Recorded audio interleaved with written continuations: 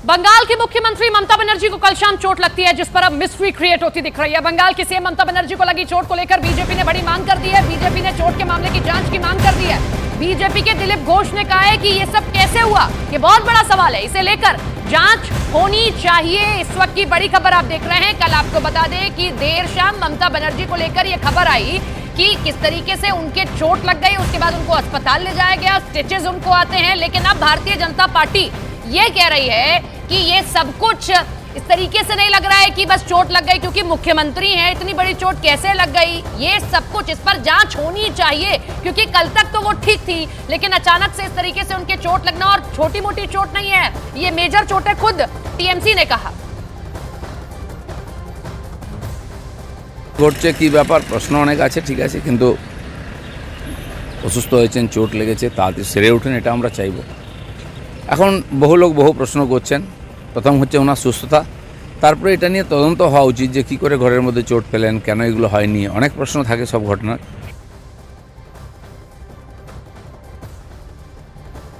Ashika, BJP की अपनी मांग है। कल डॉक्टर ने भी साफ तौर पर कहा था ये चोट मेजर है, और वो जो ये कह रहे थे कि ऐसा नहीं लग रहा कि गिर गई, ऐसा लगा कि किसी ने पुश किया है। क्या निकल कर सामने आ रहा है? टीएमसी का रुख क्या है, बीजेपी का रुख क्या है?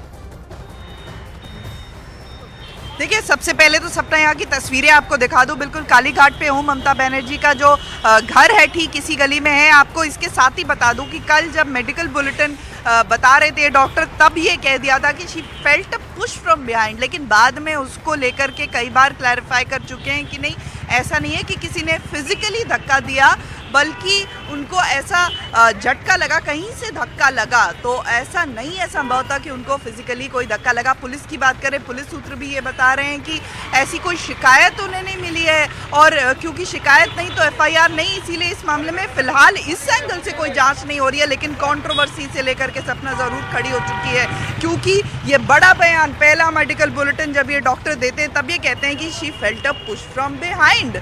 तो ये तस्वीरें फिलहाल कालीघाट से ममता बनर्जी का घर यहीं पर है।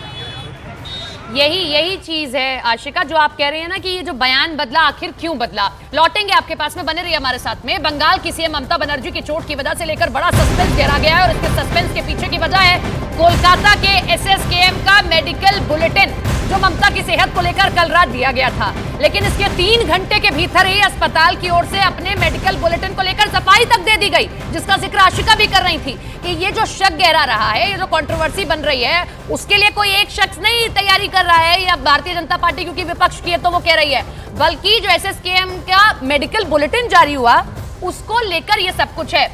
आशिका का फिर से रुख करते हैं। आशिका, जो जानकारी आप साझा कर रही हैं वो तो करिए ही, और ये भी बताती चलिए कि ममता बनर्जी की फिलहाल सेहत कैसी है, क्या वो ठीक है?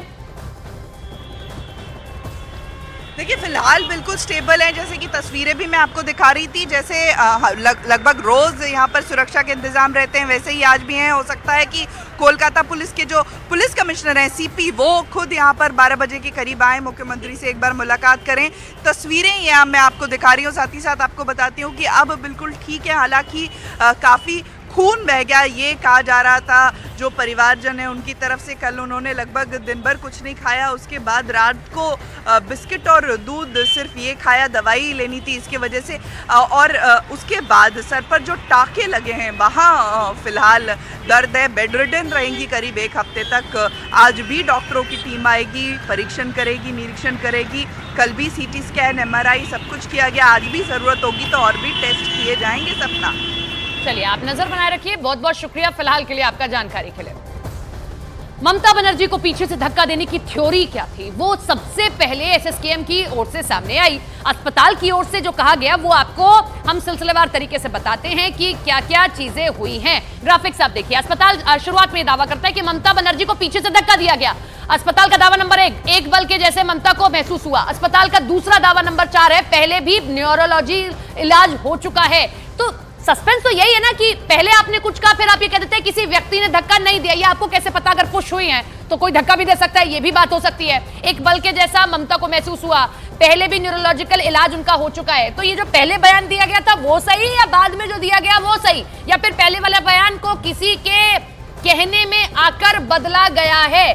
क्योंकि जिनके साथ ये हुआ है वो कोई आम शख्स या कोई आम नेता नहीं है, बल्कि पश्चिम बंगाल की मुख्यमंत्री हैं। और ये तस्वीर भी आप देखिए, इसको भी देख के लग रहा है कि ये छोटी मोटी चोट नहीं है, ये एक मेजर चोट है, स्टिचेस लगे हैं। ममता बनर्जी को पहले कहा गया कि वो अस्पताल में रहे, लेकिन उन्होंने ही कहा कि वो घर जाना चाहती हैं, फिलहाल तबीयत ठीक है। लेकिन बीजेपी ये कह रही है ये सब कुछ नॉर्मल नहीं लग रहा है, इसीलिए इसकी जांच होनी चाहिए। हमारे आदरणीय मुख्यमंत्री जी जिस तरीके से हमें फोटो मिला है, तो हम उनकी बहुत जल्द से जल्द वो स्वस्थ हो और स्पीडी रिकवरी हो उनको।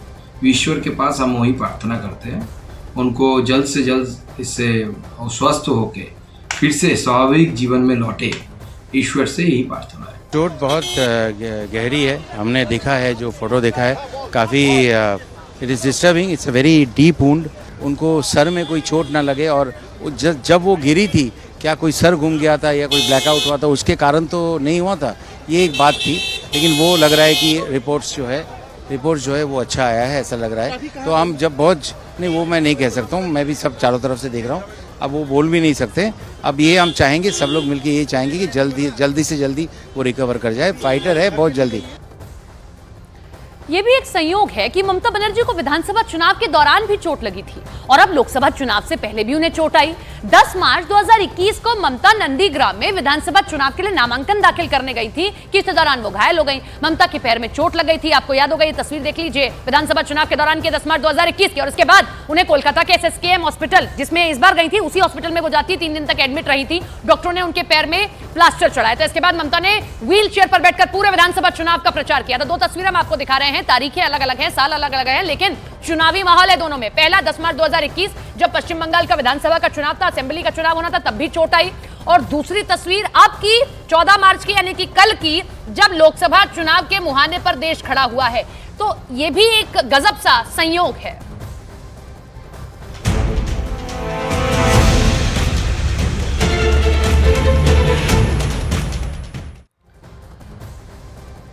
महाराष्ट्र में भी खलबली मची है महाअघाड़ी में, क्योंकि सीट बंटवारा नहीं हो पा रहा है। महाविकास अघाड़ी में सीट शेयरिंग का फॉर्मूला बनने के पहले बिगड़ता नजर आ रहा है। लोकसभा में सीट शेयरिंग फॉर्मूला तय करने को लेकर आज शाम महाविकास अघाड़ी की अहम बैठक होने वाली है। माना यह जा रहा है कि इस बैठक में सीट शेयरिंग और वंचित बहुजन अघाड़ी को शामिल करने पर चर्चा हो सकती है। हालांकि इस बैठक में शामिल होने के लिए वंचित बहुजन अघाड़ी के प्रकाश अंबेडकर को नहीं बुलाया गया है। संजय राउत ने बताया कि प्रकाश अंबेडकर को 4 सीटों का प्रस्ताव दिया गया, अब उनसे अलग से बात की जाएगी। महाविकास अघाड़ी में सीट शेयरिंग का फॉर्मूला अब तक तय नहीं हो पा रहा है। सिर्फ एक शरद पवार हैं जो गंभीर होते नजर आ रहे हैं, और यह खुद प्रकाश अंबेडकर की ओर से कहा गया। लेकिन अब प्रकाश अंबेडकर ही इस मीटिंग में नहीं शामिल हो रहे हैं और उनको नहीं बुलाया गया है। ये जो मीटिंग की तस्वीर आप देख रहे हैं, महाविकास अघाड़ी की बैठक हो रही है, वो तस्वीर आप देख रहे हैं। इस पर संजय राउत ये कहते हैं कि उन्हें अलग से बुलाया जाएगा, 4 सीटों का उनको प्रस्ताव दिया गया है।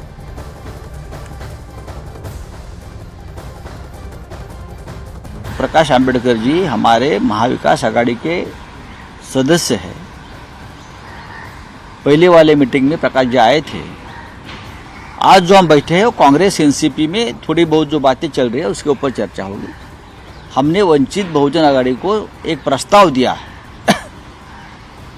4 जगह का। अब उनको विचार करना है उसके ऊपर।